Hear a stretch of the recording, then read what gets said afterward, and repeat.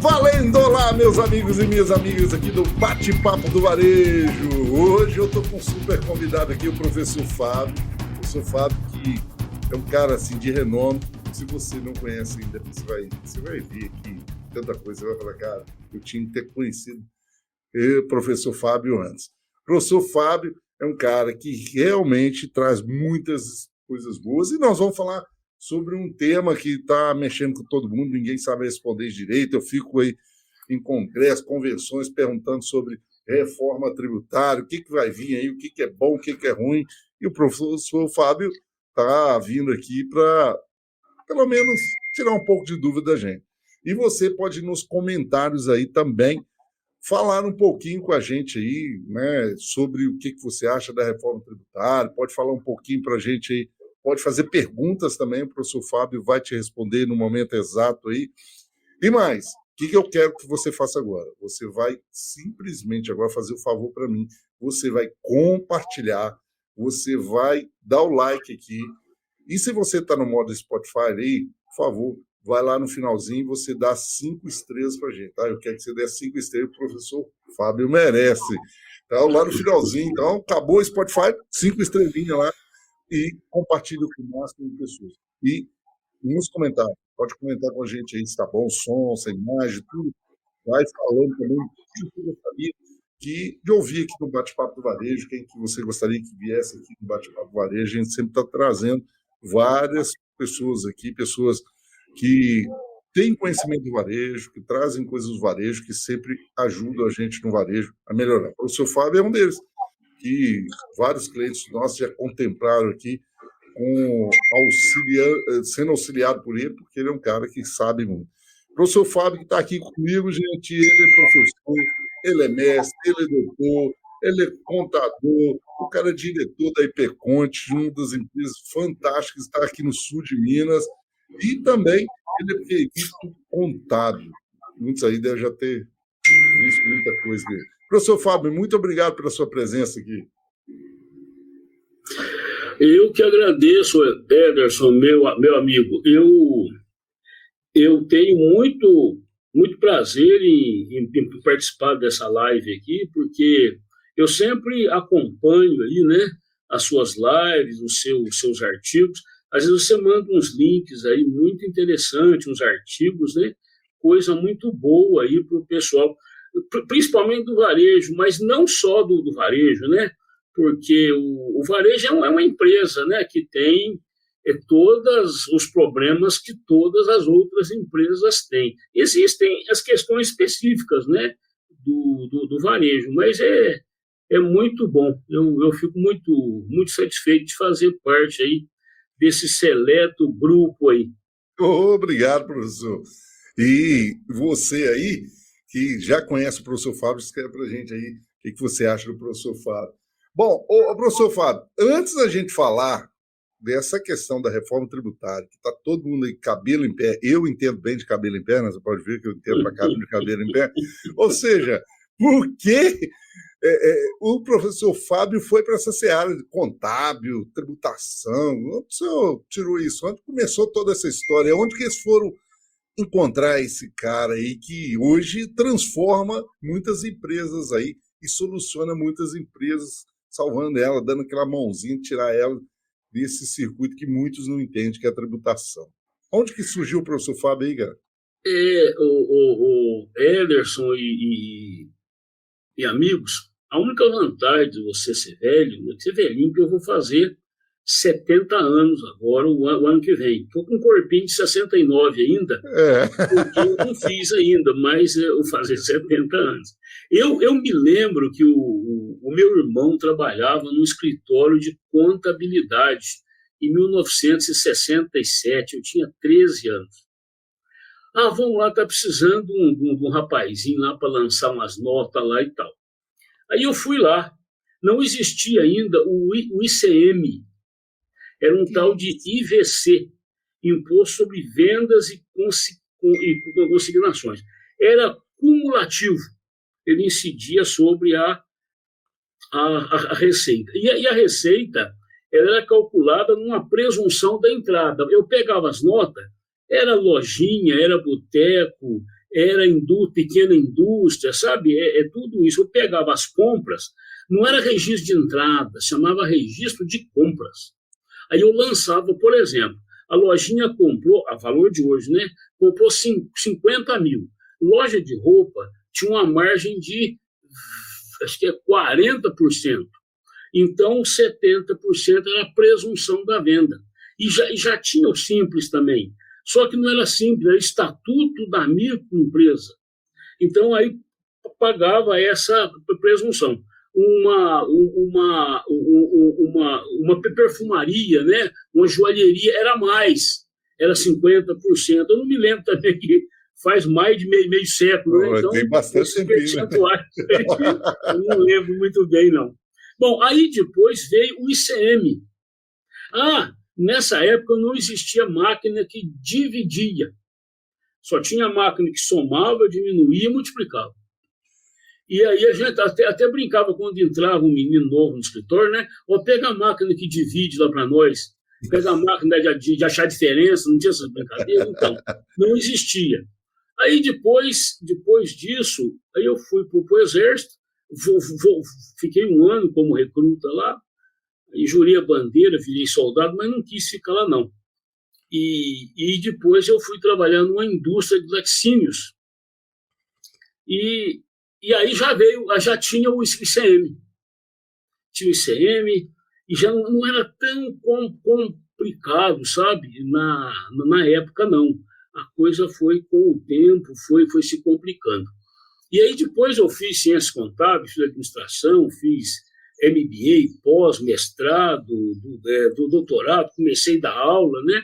E isso aí, hoje nós montamos o IPConte, né? Montamos o IPConte, eu e o Matheus, né? Era meu aluno na época, um aluno prodígio, muito inteligente. E aí é o que é hoje, né? Temos clientes aí no interior de São Paulo, no sul de Minas, no Triângulo Mineiro. Hoje temos muitos clientes. Inclusive, já tem vários consultores lá, né? Tem advogados, tem outros contadores, né? Especialistas na área fiscal e tributária, que, para mim, é a pior de todas. A área contábil tem também uma dificuldade, mas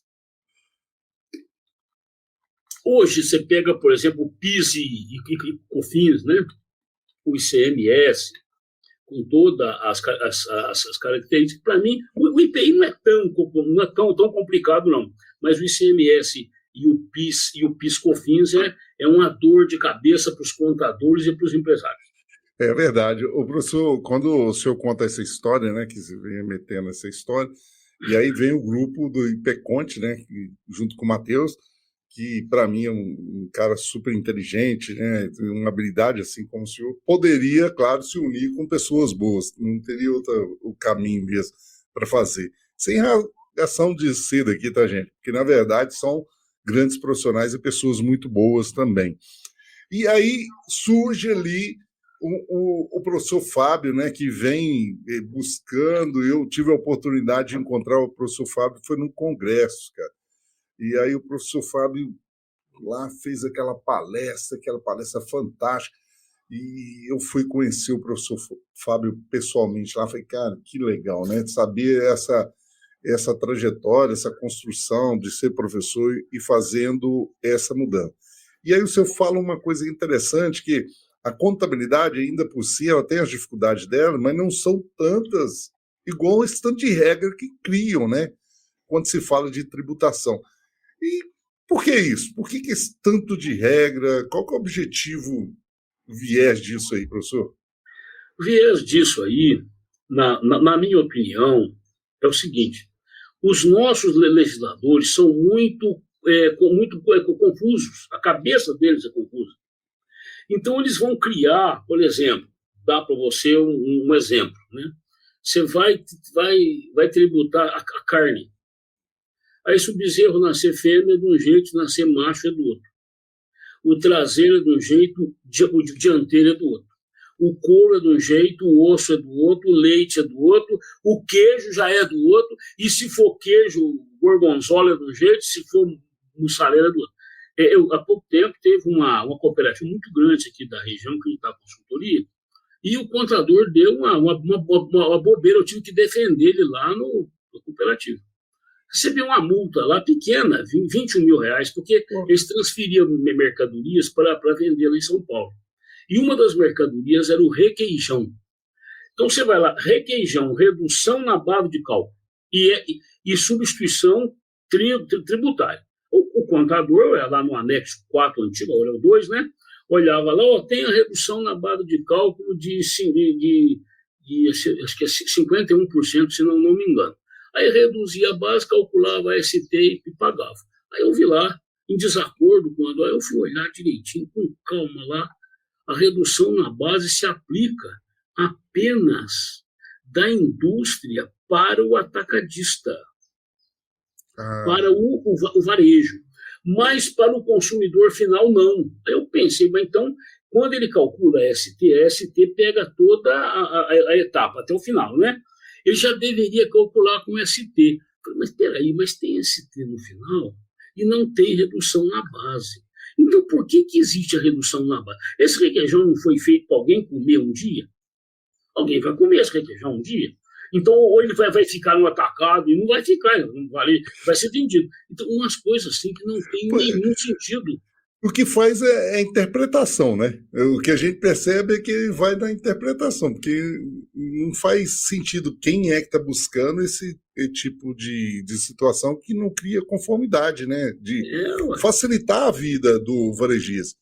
A gente tem no canal aqui vários varejistas, e para você que não compartilhou ainda, vai compartilhando. O professor Fábio vai entregar muita coisa aqui, então já vai passando aí para o seu contador, vai passando para aquele cara que cuida da sua parte administrativa aí, para aquela pessoa que gosta aí de informações, vai compartilhando. O professor Fábio, muitas vezes a gente olha nisso, porque a gente tem um ponto que eu sempre falo, e a gente vai chegar na reforma tributária, mas eu quero falar um pouco antes, né? O que acontece? O varejo, ele nasceu de uma forma muito amadora. Todo varejo que a gente percebe, ele nasceu de uma forma amadora. E nós nascemos num posicionamento da própria inflação, né? Então, ou seja, nós não tínhamos preocupação com a parte contábil, para ser sincero. O varejista, não. Aquele dono da loja não preocupava com isso, não. Ele simplesmente ganhava dinheiro com a inflação, que ele comprava um produto no dia, estava valendo, né? Era cruzeiro, na época valia, depois veio o novo cruzeiro, né? Novo cruzado, e etc. E tudo aquilo veio, ele ganhava dinheiro com aquela inflação. Bom, era um jeito dele ganhar dinheiro. No segundo momento, quando veio ali, né, o plano real, que a moeda se estabilizou, a gente percebe que o varejista mudou um pouco o rumo dele. E ele percebeu, olha, como que eu vou ganhar dinheiro hoje? Se eu não ganho dinheiro mais com a inflação, como é que eu vou ganhar dinheiro? Eu vou ganhar dinheiro com a sonegação. Eu vou pegar minha nota, né, eu vou segurar, reter um outro formato de não registrar aqui no caixa, porque eu estou no simples mesmo, e o jogo foi ali. A gente até vê empresários ainda pensando muito assim hoje, né, atualmente. Eu pergunto para o senhor, se a gente vem nesse amadorismo o tempo todo, o que nós fizemos? Nós jogamos essa responsabilidade para o contador, para um terceiro, como se nós não fôssemos responsáveis. E é assim mesmo, o varejista não tem responsabilidade por isso, ou seja, eu taquei esse aí que tem que cuidar para mim? Como é que é isso, cara? O grande problema é que existe uma complexidade imensa no sistema tributário do Brasil. Parece que o único sistema que quase empata com o nosso é o da Turquia. É o único. E lá também você vê a situação, como eles estão lá, não está muito, muito pior com a gente. A inflação lá está 200%, está muito alto também. Mas o sistema tributário brasileiro é extremamente complexo. Tem várias publicações, né, da BDO, que é uma firma de auditoria aí das Big Four internacional, que fez um levantamento, uma pesquisa, que as empresas gastam, em média, 2.600 horas para controlar, fazer o registro, contabilizar e pagar os tributos. Então, você vê, é o E-Social, é o SPED contábil, é o SPED fiscal, é a escrituração contábil, é o nosso fiscal eletrônico, é conhecimento de transporte, é o manifesto eletrônico de cargas. Então, é muito SPED, né? A EFD com contribuições, agora tem REINF. Então, isso cria uma complexidade muito grande. E o que acontece? Do lado dos contadores, o empresário finge que não é com ele. Não, o negócio não é comigo, eu pago contador para isso. E aí eu vou te dar alguns exemplos aqui muito práticos. Chega na hora do inventário, é aquele sufoco. Como é que aparece uma mercadoria que não tinha no inventário do ano passado e você não comprou esse ano? Como é que tinha uma mercadoria, ela sumiu e não teve emissão de nota? Então, existe uma inconsistência muito grande. Outro problema grande também dessa questão que você acabou de falar aí é a questão da distribuição de lucro. Porque eu, às vezes, pego... Há pouco tempo, o IPCONT resolveu dar consultoria para escritórios de contabilidade. E o Lucas, né, um dos consultores nossos lá, um dos cobrões lá que nós temos, ele falou: Fábio, precisamos que você me dê uma ajuda aqui, porque tem um escritório aqui, o negócio está meio feio. Aí eu fui lá, numa cidade aqui pertinho, né? Aí eu fui lá, o que acontecia? Essa empresa, ela mexe com negócio de internet. Então, ela tem, por exemplo, vou dar um chute aqui, ela tem 500 clientes. Tem um cliente que ele cobra R$100, a fibra ótica, o outro ele cobra 200, depende da banda, do tamanho da capacidade da banda. Então, no total, ele tinha uma receita mensal de uns R$300 mil. Beleza, tá? Né? Estava lá, lançado, receita 300 mil. Só isso é os boletos que ele emitia. Então, ele emitia 300 mil de boleto e emitia nota fiscal de 100, de 200, perdão. Sim. Então, o que acontecia? Esses 100 mil entrava no caixa, mas não existia o dinheiro, porque esse dinheiro ele estava por fora, estava na outra conta lá. Então, para não ficar, ele jogava lá adiantamento a fornecedores. Tinha lançamento nenhum, era dinheiro, era venda sem nota que ele fez. Por outro lado, também, lá no passivo, quando ele registrava essa receita, né, ele tinha que registrar de cliente que era. Aí, o que acontecia? Como ele ia pagando as contas, porque tem que pagar, folha de pagamento, aluguel, luz, telefone, fundo de garantia e tal, ele não tinha dinheiro para pagar. Na contabilidade, ele tinha assim, ele tinha no caixa 2 ou 3, sei lá. Pagava essa conta. E não tinha onde acreditar, ele debitava a despesa e acreditar onde. Inventou adiantamento de cliente lá no passivo. Então, ele tinha um passivo fictício e, do outro lado, ele tinha uma distribuição disfarçada de lucro, que ele, entendeu? Muito bem. Aí chegava porque o sócio, ele não quer o Prolabore. O Prolabore tem 20% de INSS, mais 27,5% de imposto de renda retido na fonte, mais 11% retido. Então, mais da metade do dinheiro é uma carga tributária em cima do Prolabore. E a distribuição de lucro é isenta de tudo, por enquanto, né? Na reforma, acho que 2025 aí acaba, mas vamos esperar, né? Muito bem. Aí tinha um outro contador, falou: Fábio, mas o outro contador, que eu peguei a contabilidade agora, que era gestão do escritório, ele pegou naquele ano a contabilidade. Falou: mas o que o cara fazia? Ele jogava uma conta contra a outra. Ele jogava o passivo. Gente do céu, que milagre que esse rapaz fazia. Se ele for pego, isso aqui é fraude, né? Isso aqui é perigoso até ser classificado como lavagem de dinheiro. Porque como é que entra 100 mil na conta todo mês e você de boleto, mas você não emitiu nota? De onde veio esse dinheiro? Então, isso aí é uma situação difícil. E o empresário tinha que se inteirar disso. Né? Porque depois, eu não sabia, eu tenho contador para isso. Não é bem assim, não, ele responde também. O senhor até menciona aí, né, que no Brasil 2.600 horas dedicadas para isso. Nós temos na Argentina, que é um país que, para mim, né, é um país aqui próximo, mais pela desorganização, 405 horas. É muito mais simples você estar lá gerindo lá do que aqui no Brasil, quando você fala a parte contábil, tributária, né? Não, nos Estados Unidos é a metade disso, é 200 e... É 175 horas, né, nos isso, Estados Unidos. 175. No Canadá, 131 horas. Isso é por quê? Pela simplicidade.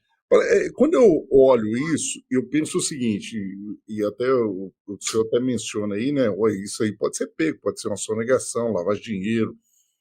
Eu tenho hora que essa complexidade acaba gerando isso, né? Porque, para mim, encaixar nisso é um pouco difícil, porque eu penso o seguinte: pô, se o governo quer que eu contribua, né? Quer que eu pague realmente, por que ele cria tanta complexidade para mim pagar? E, ao mesmo tempo, o que a gente tem do outro lado?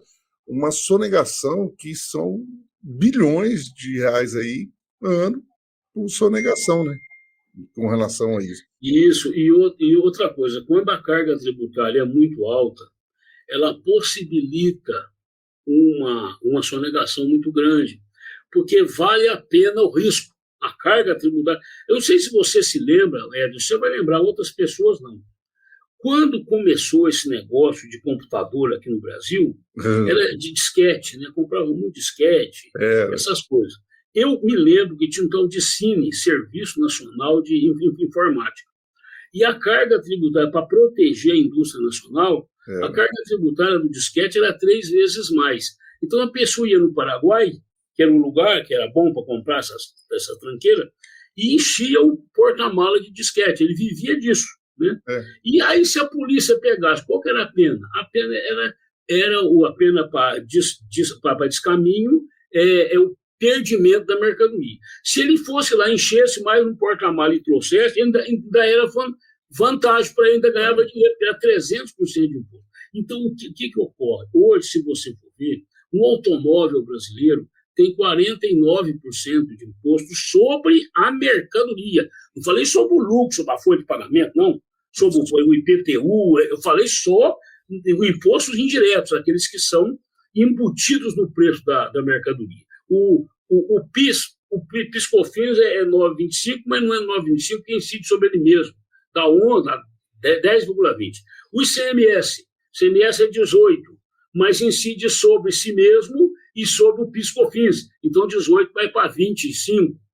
Aí depois tem o IPI, que incide sobre o ICMS, que já incidiu sobre ele mesmo, que já incidiu sobre o PIS/COFINS, que já incidiu sobre ele mesmo. Então, isso, pelo menos na reforma tributária, isso aí acaba. Né? O imposto vai ser calculado por fora, mas daqui a pouquinho a gente fala da reforma. Então, essa complexidade e essa carga tributária sobre as mercadorias extremamente elevada é que provoca essa vontade de sonegar, e mesmo também para sobreviver. Eu não sei se você já pensou nisso, eu já pensei várias vezes nisso. Se você tem uma loja de calçados, o teu funcionário é registrado com o salário mínimo do Sindicato do Comércio. E as comissões que ele recebe, você paga por fora, porque é 80% de encargos sociais em cima, vai ter levantamento do Sebrae para todo lado. Aí ele compra com meia nota, um quarto de nota, né? E aí você pede nota, depois ele emite com valor menor, etc.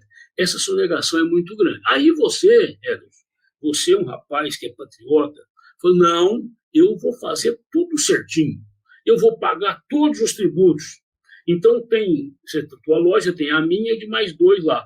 Você vai ser patriota por pouco tempo. Por quê? Porque você não vai ter preço. Eu vou chegar na tua loja e vou chegar lá e falou, ué, quanto é aquele tênis ali?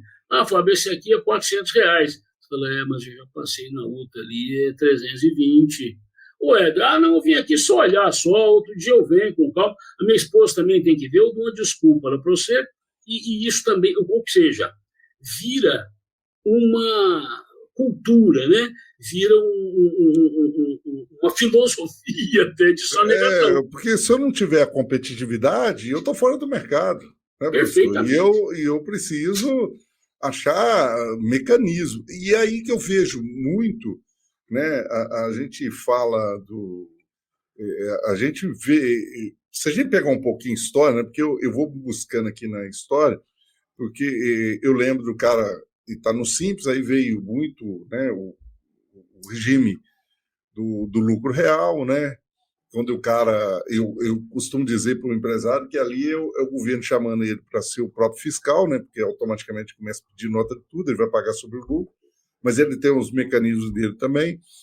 E aí, quando você vai observando, aí o governo vem cercando através de um cartão, né, que hoje está na maquininha, está cercando, cruzando os dados e vendo que o cara está vendendo, o que está declarando de venda, o cartão está vendendo a mais, ele vai lá, pega ele, e agora o Pix, né, que nós tivemos aí, eu acho que foi mais de 40 bilhões de reais em moeda física que saiu do mercado simplesmente com o Pix. Que é Tem uma dinheiro para cá. previsão aí, tem uma previsão, Edson, que daqui a 1 ano ou 2, o Pix vai passar o cartão de crédito. Pois é. Aí o que acontece? Que eu tinha ali, dentro dos meus clientes supermercadistas, eu tenho muitos clientes varejistas, supermercadistas, pet shop, material de construção, farmácias, né, que são clientes nossos. E o nosso cliente, vou pegar o supermercadista, ele tinha ali cerca de 60% era dinheiro, cara. 60%, 65%, aí ele tinha um fiado, né? Tinha aquele fiado que ele fazia ali, e o cartão era 10%. Hoje, o cartão está ultrapassando a casa dos 40%, 50% já.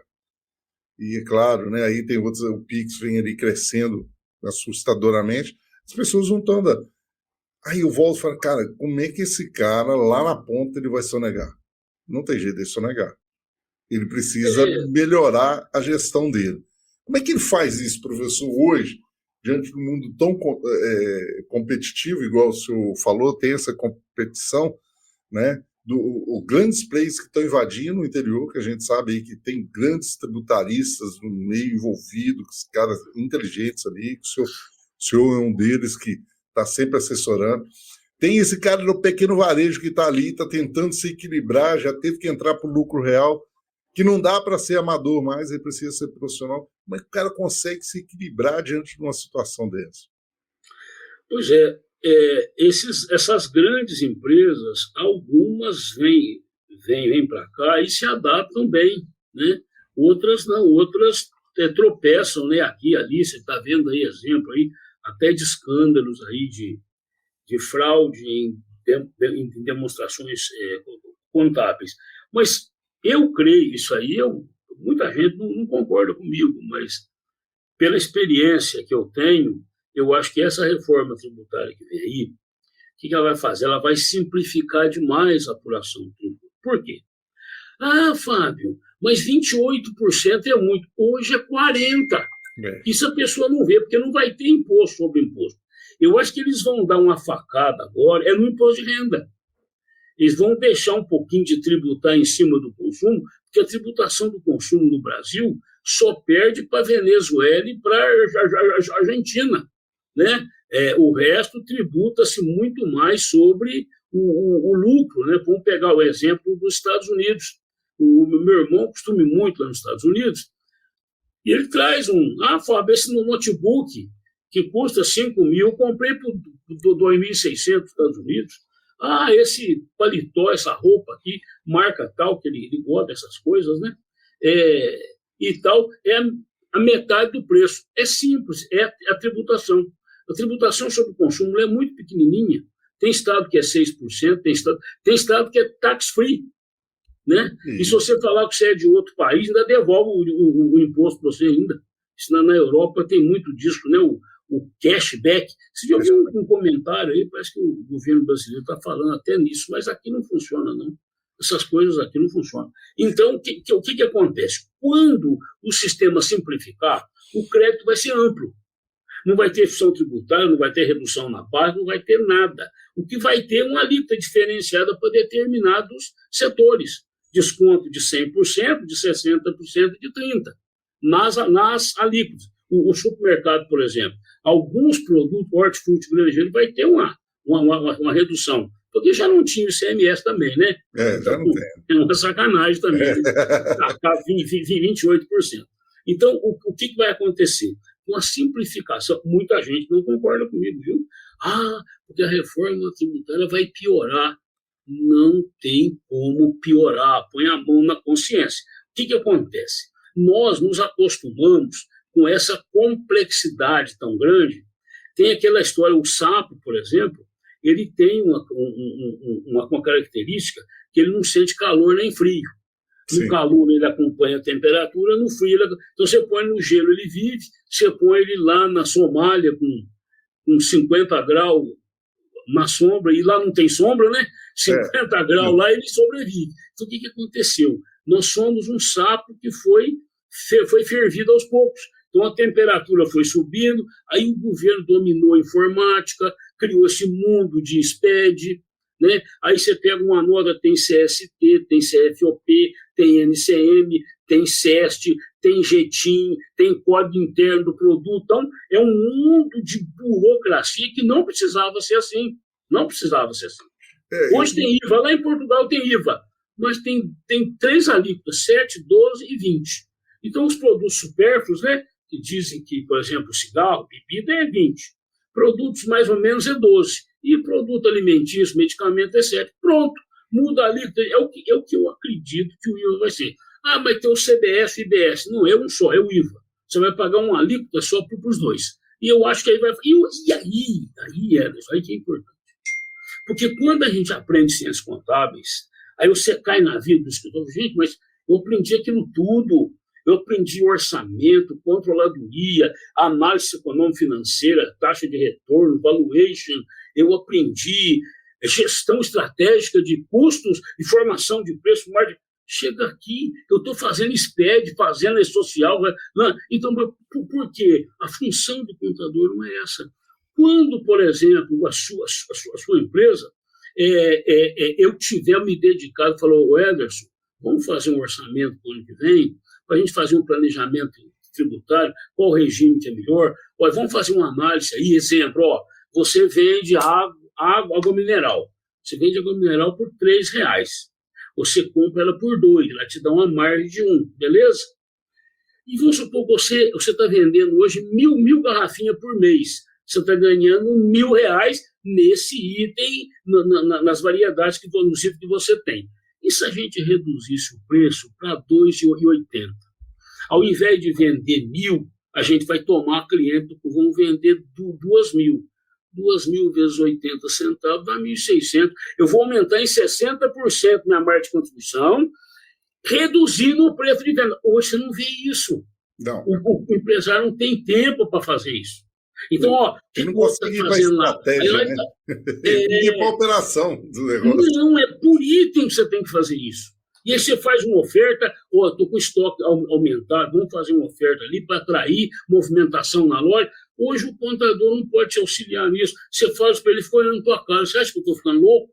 Vê se eu vou mexer com o negócio de giro, de estoque. Eu não tenho saco para isso, não. Mais de contribuição, ponto de equilíbrio, alavancagem. Não sei o que. Eu lembro que eu estudei isso lá na escola. Tinha um professor chato chamado Fábio lá, que vivia enchendo o saco com gráfico, Excel, mas é isso, né? Então, aí nós teríamos tempo de dedicar para a tua empresa. E é isso que a gente faz lá no IPConte, a gente faz isso. O que acontece, né? Quando a gente... Eu sei que o senhor foi... O senhor deu uma viajada, foi lá na reforma tributária, eu quero puxar de novo, porque esse tópico é muito claro para esse varejista que está nos assistindo aqui, nos ouvindo, professor, que é muito claro para ele a importância de sonegar. Estou sendo muito claro, não estou sendo aqui, tá? Eu vou falar, não, vou ser muito. Ele não conseguiu entender, não entrou dentro da seara dele, ele não consegue perceber isso. Você está no simples, ele não quer registrar, você está no lucro real, ele quer arrumar nota do que lado para ele poder estar, né, fazendo lucro menor e poder pagar menos.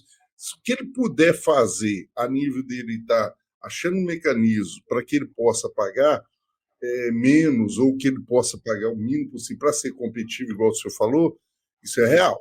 Eu acho que eu não estou falando besteira aqui, né, professor? Acho que da sua qualificação sabe bem disso, que isso é real.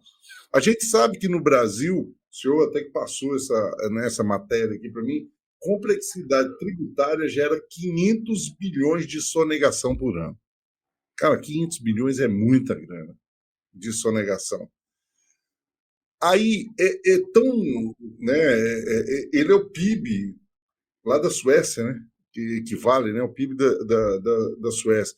Isso é tão antagônico, né, de você imaginar que você precisa ir para um lado, gerar emprego, né, trazer para as pessoas melhor qualidade de vida, melhor, né, nível social, tudo, informação, e ao mesmo tempo a gente entender que as empresas precisam fazer esse tipo de ato, porque elas não sabem fazer outro caminho, aí eu estou sendo muito sincero, elas não sabem, elas não conseguem achar outro caminho, porque teriam que contratar uma consultoria, não é fácil, existe uma complexidade nisso. Aí eu fico pensando, por que a gente não consegue facilitar? Aí se eu falo mesmo, né? Olha, eu acredito que a reforma tributária ela veio para isso, né?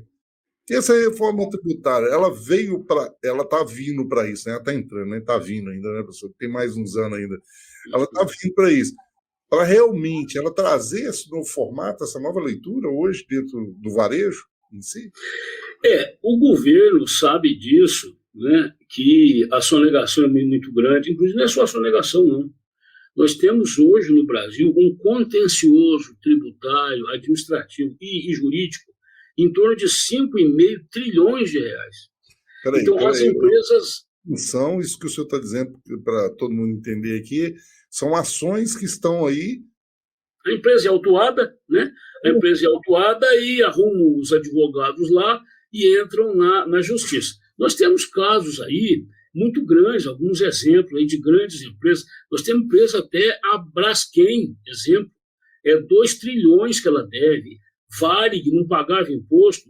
Então, então, por exemplo, vamos pensar uma empresa pequenininha. Para a empresa crescer, ela não pode crescer. Ele montou a empresa no Simples para registrar os empregados, para não pagar os 26,8% de encargos sociais. Isso aí essa empresa do Simples tem que ter receita. Aí qualquer cruzamento fiscal que a empresa faz, que o governo faz, ele pega essa sonegação. Aquilo que você acabou de falar. Até nesse tópico aí, só pegando um gancho aí, se tiver um vínculo, né? Que geralmente o cara pega a esposa dele e bota, não, ela que vai abrir esse Simples. Aqui, eu posso te contar um milagre, mas não te conto o santo. Se de uma rede de postos de combustível me procurou, não, Fábio, porque tem gente aí que está pegando restrição de 2 milhões, 3 milhões, então não faz isso não, que vocês vão presos uma hora por causa disso. O cara que ia chegar um advogado lá, não, você pode aproveitar PIS/COFINS de papel higiênico, de uniforme de empregado. Falei, gente, você é comércio, você não tem insumos. Depois você vai ter que arrumar um advogado bom. E isso ocorre. E outros casos, aí essa mesma rede falou assim, e se a gente fizesse o seguinte, eu tenho 5 postos, uma rede pequena, 5 postos, eu pegava todo o pessoal administrativo, né, e crio uma outra empresa. Essa empresa pode ser no lucro presumido ou no simples. É uma empresa de serviço administrativo. Pode? Falei, pode. Pega o KNAI, você pode enquadrar no simples. Aí ela vai pagar aí 6%, 7%. Como os postos é lucro real, vai deduzir 34% de imposto. Vai dar uma economia aí de 27% de imposto de renda. Falei, dá, mas olha, ela, é o que você falou. Quem é o sócio? Sócio irmão, às vezes o cara mesmo é o sócio. Às vezes é o cara. E essa empresa só presta serviço para essa. Para ele também, outro detalhe. É exclusivo. Então, isso aí é um perigo. Então, como é que você pensa em crescer com um risco imenso, uma insegurança jurídica muito grande? A hora que vier uma notificação, meu Deus, o que é isso, né? Eu já vi muitos empresários irem à falência por causa disso. Né? Até porque o cara é empresário, ele não é malandro. Ele não é. Agora, ele vai viver nessa vida de malandragem, não é especialidade dele. Ele esquece desse calcanhar de Aquiles, ele acostuma com isso. Aí você vai falar assim, mas ele faz isso porque o outro também faz, aí vai cair naquela cultura de sonegação. Isso é muito complexo, viu? Os coitados do escritório de contabilidade me ligam chorando aqui a vida, porque todos os contadores aqui da região foram aluno meu. Eu dei aula na Univale de Pouso Alegre, eu dei aula na FAI de Santa Rita, na FACESM de Itajubá, na FUMESC, dei aula aqui em Varginha, na FACECA, no UNES. Então, a maioria desses contadores foram meus alunos. E, às vezes, eles me ligam para chorar as mágoas, né? Porque eles confiam muito na gente, né? Durante o tempo lá durante o tempo de faculdade, né? Graças a Deus, eu fiz amizade com todo mundo. Tem uma música do Roberto Carlos, hoje o pessoal, eu quero ter 1 milhão de amigos, não tem uma música lá? Isso, Eu já tenho 1.300.000, já passei o Roberto Carlos há muito tempo. E tem mesmo. Olha, eu falo isso assim, porque é uma pessoa muito fácil de lidar, cara. É um cara muito simples, uma pessoa fantástica, então você aproxima muito fácil. Aí não tem jeito de não ser amigo. E outra coisa, tudo que você pede, imediatamente resolve. Não tem essa questão de estrelismo, porque o senhor poderia ser estrela em qualquer momento pela posição que já tem, pela estrutura, pelo conhecimento que tem, empresário, um cara de visão, e muito pelo contrário, a humildade do senhor impera, graças a Deus. Isso que eu estava falando, eu lembrei do episódio. Eu tenho um cliente hoje nosso que ele estava em recuperação judicial. Ele levou uma autuação de 300 milhões, é um SA muito grande, por causa de problemas fiscais tributários. Deu um branco lá, deu um apagão na administração da empresa e o pessoal que estava lá na gestão cometeu erros de mais da conta. A coisa já estava difícil, já estava ali borderline, né? Já estava ali no fronteiriço. Aí, quando chegou essa multa aí, a empresa teve que entrar em recuperação judicial. Agora, isso foi em 2014. Agora já saiu da recuperação. Olha você que coisa boa, né? Fomos lá, fizemos um trabalho de planejamento tributário. E isso tem que fazer muito. Você quer ver uma coisa? Hoje, por exemplo, a empresa vai comprar um data show. Vamos fazer uma cotação. Vou comprar 5 data show para o uso e consumo imobilizado para a sala de treinamento aqui. Aí, cota Belo Horizonte, é 2.500. Cota Varginha, é 2.600. Cota São Paulo, é 2.300. Compra tudo lá em São Paulo. Mas não vê o frete, esse passeio de São Paulo. E outra coisa, chega aqui, tem uma diferença de 17,07 para pagar de CMS. Depois que chegou a nota, acabou. Não tem choro nem vela. Nem que você fizer a devolução, você tem que pagar do mesmo jeito. Eu queria pegar um gancho nisso, porque isso é uma guerra fiscal. Isso, perfeito. Quando eu acho no outro estado mais barato, eu quero comprar, eu não consigo muitas vezes comprar por causa dessas guerras fiscais. E isso, pasmem vocês, varejistas, não sei se vocês sabem disso, mas isso é guerra mesmo, é governo contra governo, né? Você vê que um estado governando para proteger o que é dele e o outro protegendo, que vem a substituição tributária, eles vêm fazendo essa guerrilha. O professor, e aí o senhor falou uma coisa muito legal, que é o planejamento tributário, né?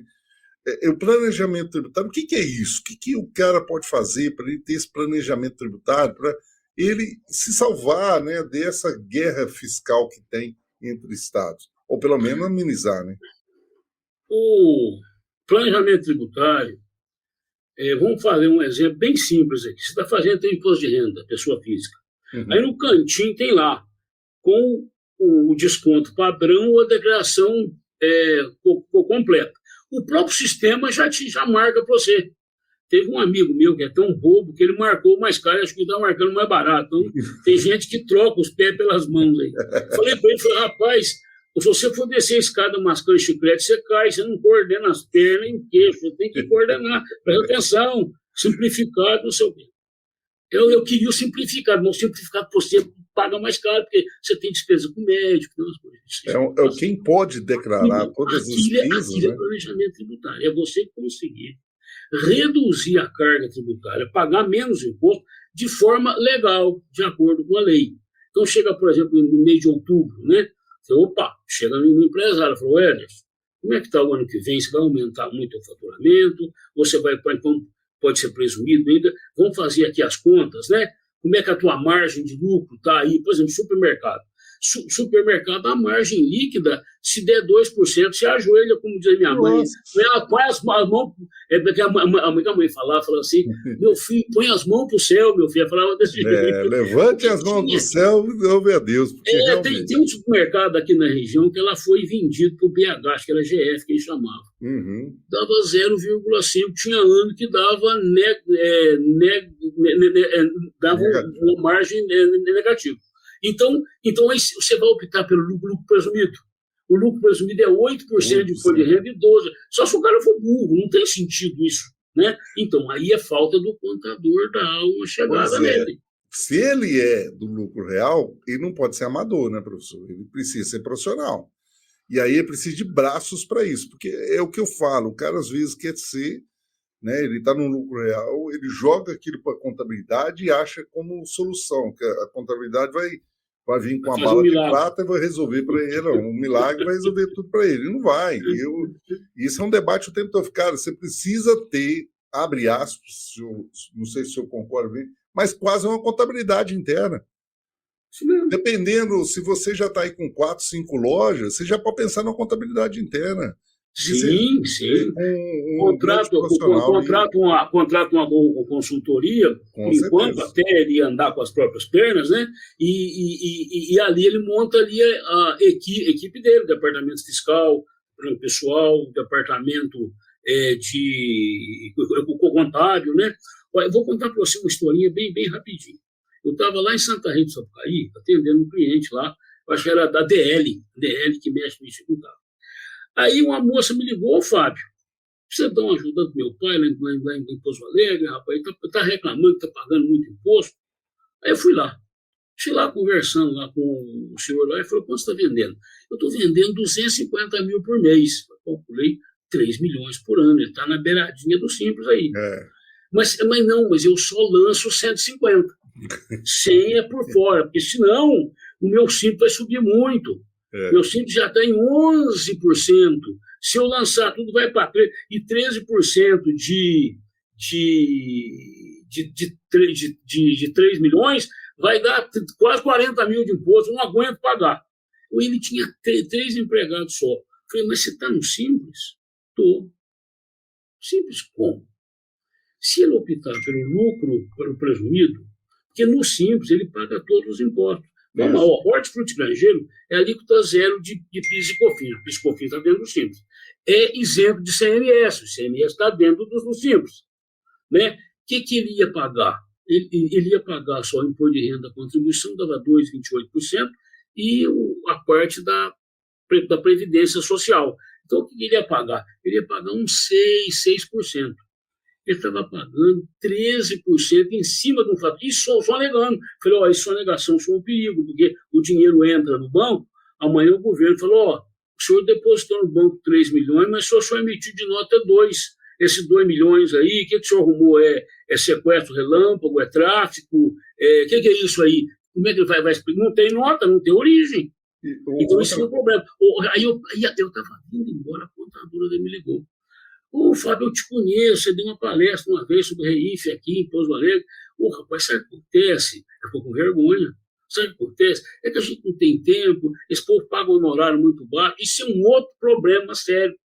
Também. Você contrata um pedreiro ruim, você vai ter uma parede tudo torta na sua casa.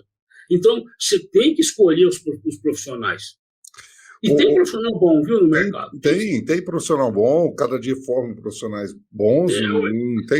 Tá aí, a própria IPConte mesmo pode te indicar vários profissionais. A gente também, eu indico vários, são amigos comuns, inclusive o professor Fábio.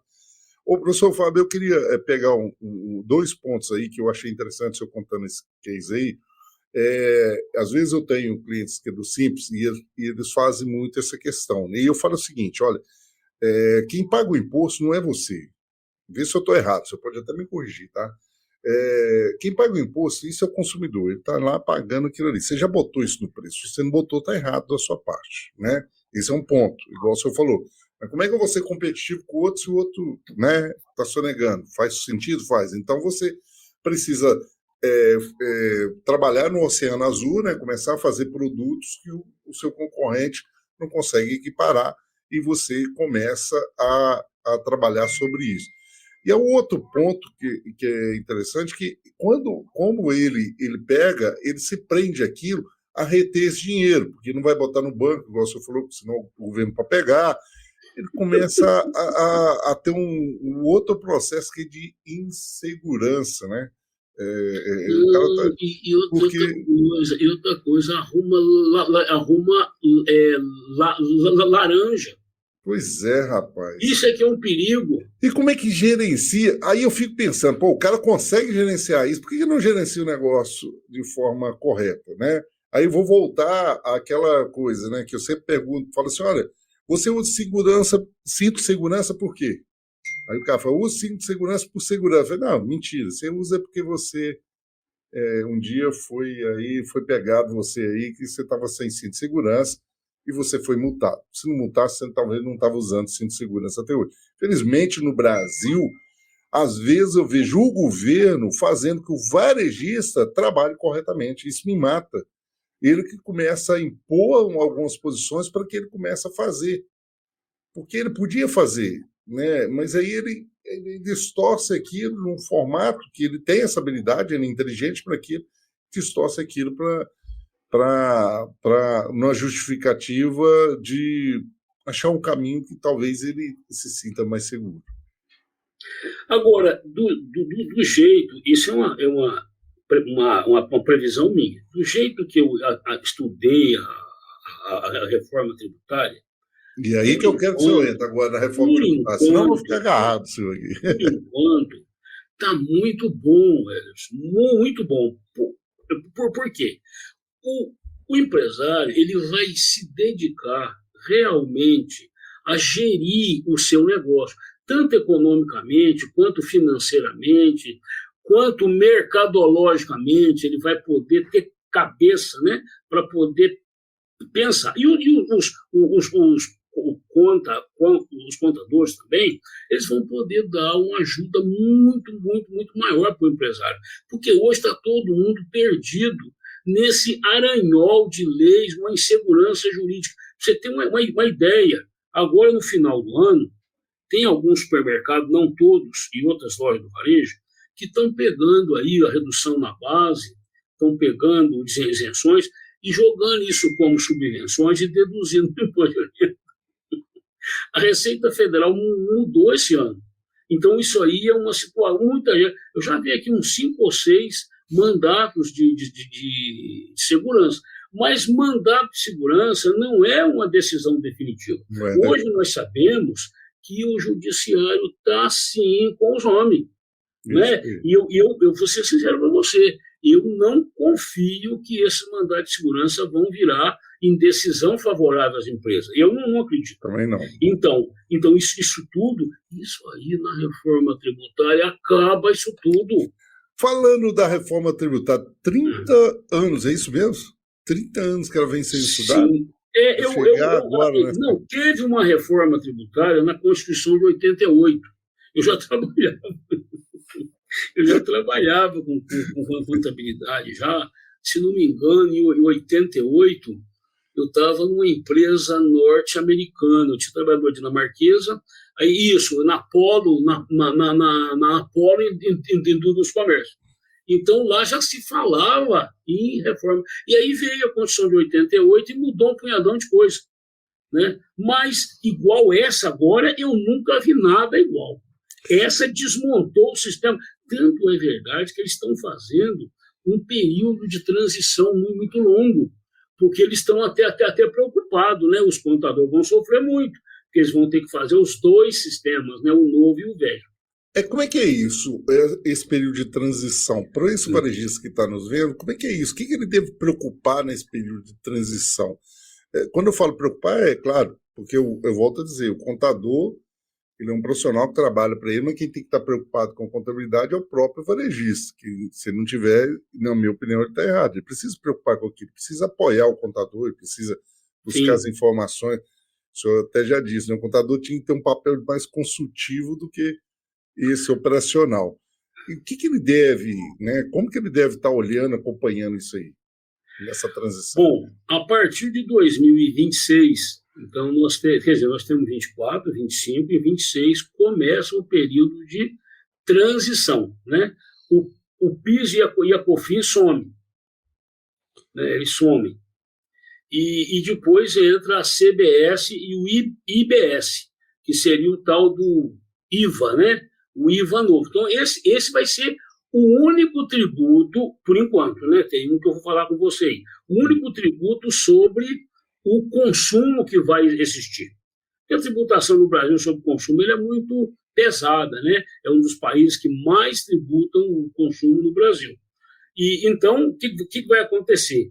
Vai migrar. Então, vai ficar 2 anos ainda o PIS e COFINS, convivendo com o CBS e o IBS, e depois, até 2032, vai ficar o ICMS e o ISS dos municípios convivendo com o IVA novo. Então, vai diminuindo o ICMS e o ISS e vai engordando o IVA, que é o CBS e o IBS. Então, acho que aí eles vão fazendo aí um ajuste na alíquota, né? Eu ia perguntar isso. Essa alíquota não vai ficar muito alta a partir do momento que as duas vão em torno de 28%. O que vai acontecer? Hoje tem muito conflito entre ICMS e ISS. Então, esse conflito, quando tiver a reforma plena funcionando, de forma plena, acaba esses conflitos. Mas o que acontece? Exemplo, né? Uma empresa que não pagava o ICMS, uma oficina mecânica, por exemplo, ela pagava na prefeitura, ela pagava só o ISS. Com a vinda, ele vai passar a pagar também o ICMS. Então, tem uns descontos aí. Né? Eu sei, alguém vai começar a pagar mais. Antes de ser regulamentado, não. Antes de votar a reforma, né? Que foi a lei, reforma 132, que aprovou a reforma tributária, cada tributo vai ter uma lei complementar para ele. Vai ter uma lei complementar. Não, tem um tal de IS, Imposto Seletivo. Esse imposto seletivo ele vai incidir sobre aqueles produtos que fazem mal para a saúde e que prejudicam o meio ambiente. Por exemplo, nós já tínhamos, o cigarro tinha 300% de IPI, né? A perfumaria tinha 40%, tinha 27% de ICMS. Então, esses produtos terão um imposto seletivo só para eles. Né? A gente não sabe quais são esses produtos. Aí depende de quem vai fazer a regulamentação. Exemplo, sacolinha de supermercado. Então tributa. Então vai começar assim, né? Por exemplo, o vegano, né? O vegano não come carne, o carne vai mal para a saúde, mete o IS aí. Então tem que ficar de olho na regulamentação, quais são os produtos que são prejudiciais à saúde ou não. Mas isso vai ser regulamentado agora, até o meio do ano. Até o meio do ano a gente vai saber certinho essas alíquotas aí. E na construção disso, né, esse supermercadista e esse varejista em si, né, porque aí vale todos os varejos, ou seja, ele precisa ficar atento, porque o que acontece é na formação de preço. Né? Perfeitamente. Um supermercado ele tem cerca aí de SKUs, 30 mil SKUs, 10 mil SKUs, né, dependendo. É claro que você tem um pet que tem menos SKUs, mas querendo ou não, 2.000, 3.000 itens. Isso é representativo numa formação de preço. Faz sentido, professor? Se ele não acompanhar isso é importante, tá, gente? Então, o que acontece? Você precisa buscar um processo consultivo, um aplicativo que o seu sistema ERP tenha para que você possa estar com as alíquotas mais corretas o possível e não se esquecer da formação do preço, principalmente dos produtos que estão antigos estocados na sua loja. Faz sentido isso, professor? Perfeito. Porque agora esse tributo, como é que é o ICMS? O ICMS ele é tributado na origem e no destino. Uhum. Então, você vai vender uma mercadoria, você tributa, chega no destino, ele retira o crédito, aí paga um pouco no estado de origem, paga um pouco no estado de... Isso acaba tudo. Toda a tributação vai para o destino. Então, exemplo, o supermercado é um varejista aqui, então veio para cá, já vem com o imposto todo pago, né? E aí, quando você fizer a venda aqui dentro, o imposto fica aqui dentro do Estado. Eu acho que aí vai facilitar muito. Aí nós eliminamos aquela guerra tributária, é isso mesmo? Olha, eu acho que reduz muito, muito mesmo, porque os estados vai ter agora um conselho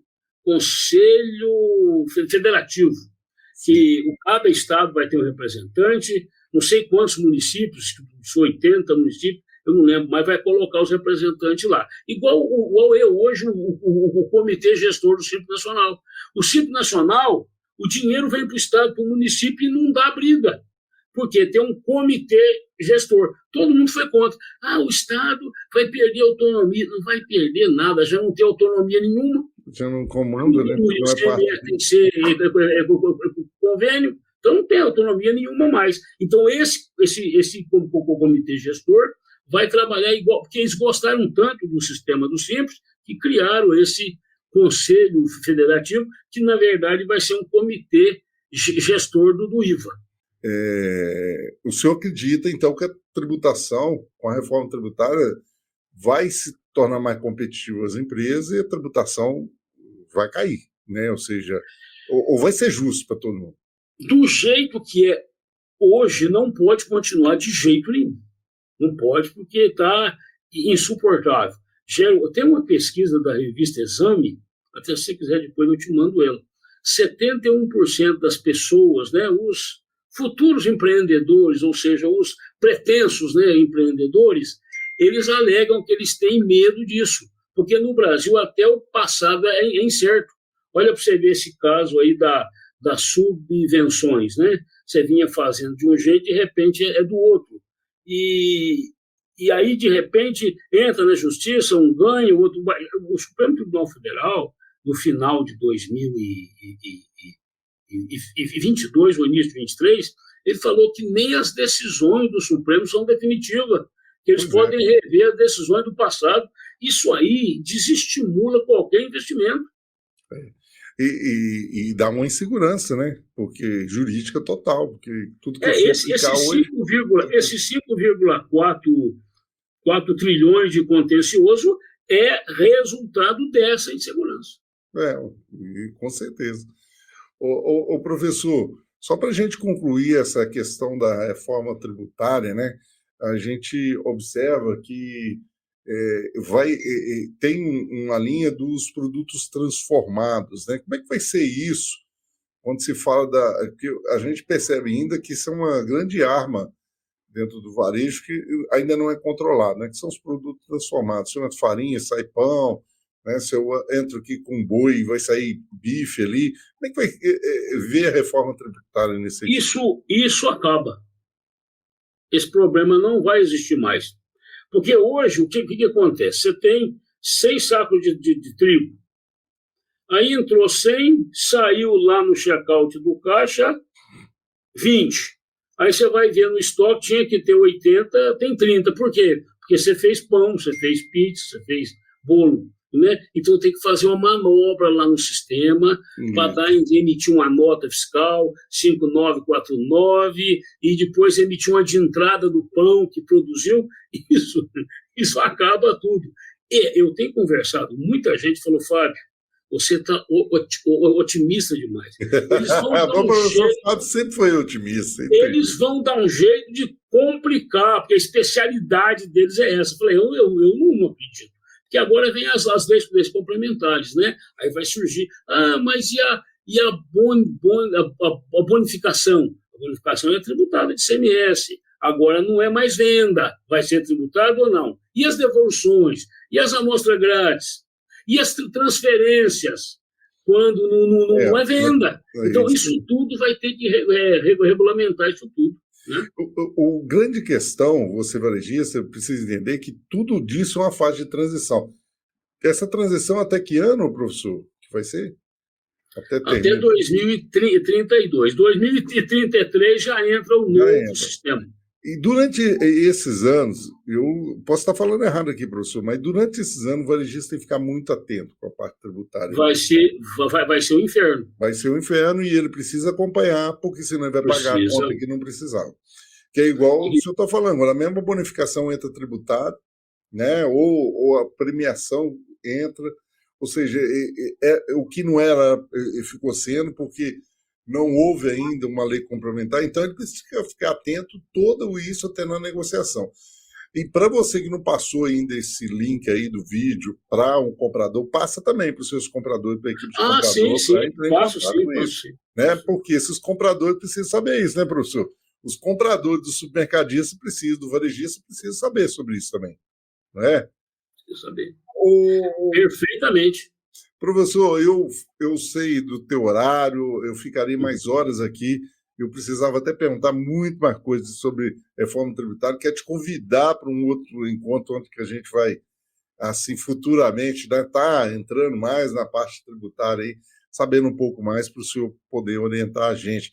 E para você, varejista que está aí nos vendo, nos escutando, vai nos comentários, pode fazer pergunta aí, eu encaminharei aqui para o professor e com certeza ele vai acessar e vai te responder. E quem não conhece o IPConte, né, professor? Como é que isso encontra mesmo. O senhor aí? Como é que encontra o senhor? IPConte aqui de Varginha, é só entrar no site www.ipconte.com.br. Isso aí. E aí você vai lá ter várias coisas interessantes, tem blog lá, muitas informações super interessantes lá. E para você que não acessou ainda, evarejo.com.br, acessa lá, tem mentorias para compradores, eu tenho mentorias para gerente de loja, mentorias para gestores de loja. Para você que quer dar um upgrade na sua turma, nós estamos lá fazendo isso em formato online. Imagina, antes era presencial, entregava isso presencial para vocês, tinha um custo, a gente sabe, o investimento é muito maior. As mesmas ferramentas que eu estava entregando de presencial, estou entregando em formato online e grandes resultados. Nós temos empresas aí que a lucratividade aumentou muito e os resultados, a produtividade da equipe aumentou relativamente, assim, muito mesmo. Ou seja, os números são, às vezes, assim, assustadores que a gente vê, né? De loja que estava vendendo na casa de 600, 700 e hoje mais de 2, 3 milhões, por causa de aplicação de processo. Então, você quer melhorar os seus processos dentro da loja, procura evarejo.com. E lá para comprar os nossos cursos, mestredovarejo.com.br, também tem vários cursos lá para você acessar. Quer algum treinamento específico para você, entre em contato com a gente. Aqui embaixo vai ter vários links para vocês acharem Ederson Varejo na rede social. E também na descrição, tanto desse vídeo como também aqui desse áudio, no Spotify, vai estar aqui também o contato do IPConte para você acessar e estar falando com o professor aí, tá? Agradeço, professor, muito a sua presença aqui com a gente. Muito obrigado por o senhor estar compartilhando sempre com a gente aqui informações e trocando ideias com a gente. Isso é importante para a gente demais, que é aqui do Varejo. Professor, deixa aí a tua última palavra, com a dica que você fala para esse varejista aí, qual livro que ele deve ler, o filme que ele deve ver, ou dica que você acha que deve dar aí para ele se orientar. Eu acho, Ederson, que essa questão aí dos livros, os livros que eu mexo são livros extremamente técnicos, né? Não serve assim muito para o empresário.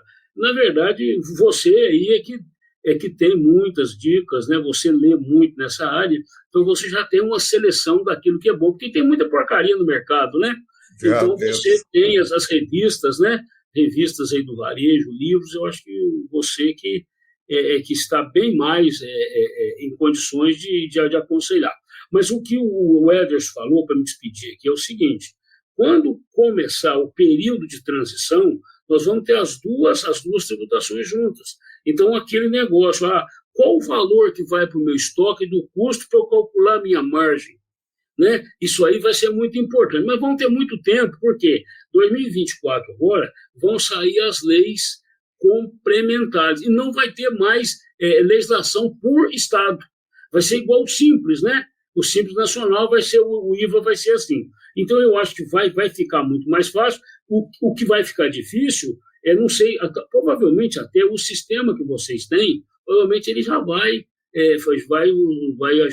ajudar muito no sistema de automação com comercial que vocês têm. Mas eu acho que é isso, vamos devagar, e se o Edson precisar de mim aí, na hora que sair as regulamentações, a gente faz uma nova live aí para tratar desses assuntos. Vai ser um prazer, professor. Gratidão mesmo. Deus abençoe imensamente você, toda a sua equipe da Hiperconte aí. Sucesso. Muito obrigado mais uma vez e que a gente vá sempre às vitórias. Gratidão, professor. Obrigado, viu?